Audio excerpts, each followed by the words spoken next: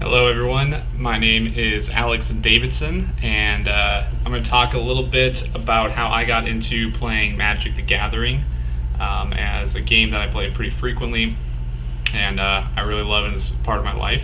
I'm going to start by talking about how I got into the game and kind of where it led me to today. So one of the things that I first got into Magic was when I was in elementary school, and one of my classmates had brought these cards to class and was showing me, how the game works and some of the various cards, and I thought it was really cool. Like a lot of people, the artwork and stuff looks really unique. It has kind of this feel of a world to it, and he taught me how to play.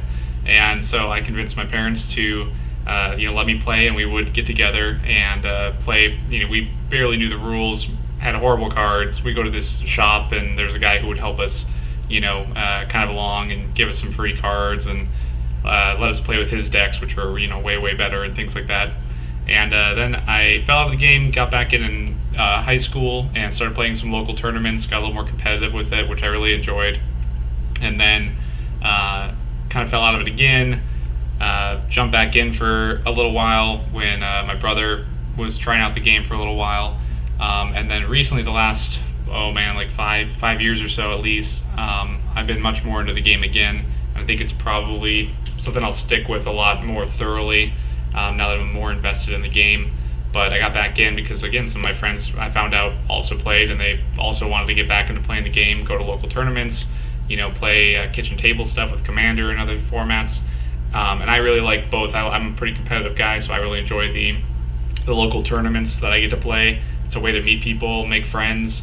And then also, if you have other friends that play Magic, you guys can just get together on a Sunday and play Commander for an afternoon, and just kind of have fun with it too. So I like both sides of that. And like I said, the social aspect is a big part of the game that keeps me going and draws me in, but also the competitive side of it. It's a very complex game.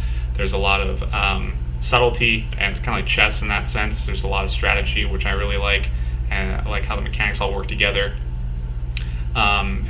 So now I'm pretty heavily invested in the game. I don't see myself stop playing it again in the future. So that's kind of how I went from, like I said, just a kid saying, hey, these are really cool cards, artwork looks really cool, all the way up through, to today, where now, like I said, I'm playing weekly tournaments and things like that.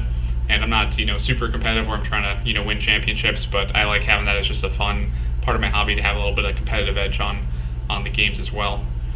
As far as the game goes for me, it's interesting that I think one of the things that progressed with the hobby for me was that I did go on and off with the game, and I think a lot of it, again, is that social aspect of having people to play with was so important, and having a kind of a community around the game was so important. And that's also part of why I like the tournaments too, is because with those you do get a local community. People that come every week, you get to see them every week, you can start to make friends. You can play other games outside of the tournament if you become friends and things like that. So I've definitely made some friends through the game as well, which I really like. It's not a solitary thing where I'm not stuck in a room on my computer doing something where I'm not really interacting with people. So I like that personal connection as well with people you play with. And I think that one of the great things about Magic is, like I said, the strategy. One of the things that pulls me in and keeps me playing is the strategy of the game, how complex it is, the different interactions, the meta game on the format you're playing. I like playing all kinds of different formats: Legacy, Modern, Pauper, Commander, and every single one has its own meta game of trying to figure out, okay, what's my opponent playing? What could they be having right now? What do I need to watch out for? What could they sideboard in between rounds to change their decks to better deal with my deck? What do I need to sideboard in to better deal with their deck? So there is a lot of strategy in the game, and I find that to be really fun. What the meta is, if it's a diverse meta, which a lot of times it is. I think Magic does a fairly good job of balancing their game, and making answers for very powerful pieces, but still being able to print powerful pieces. That all is part of that strategy of figuring out, how to optimally play. And I like that as well. Of when you lose, for me, in a competitive sense, it's not so much, oh, I lost because I rolled a random number and it wasn't the number I needed. It was I made this decision and it led to this result. I misplayed, let's say, and I should have killed this thing instead of that thing. And because I made the wrong choice, my opponent was able to win the game. And so you're always improving yourself as well and trying to improve your game in the process, rather than just looking at kind of a random chance type thing, which I like that. I like that there's always kind of a continual growth that's available with the game for yourself as a player. I think even in a larger sense, it teaches people a lot of good skills. I mean, there's a lot of math involved. There's a lot of strategy as far as like if-then statements, figuring out how cards interact with each other, different rules. And like I said, a lot of it kind of, you can almost look at like computer programming as far as like if-then statements. If this card does this and this is on the battlefield, then it interacts in this way. And so I think it can teach people a lot of valuable skills as far as like logical patterns.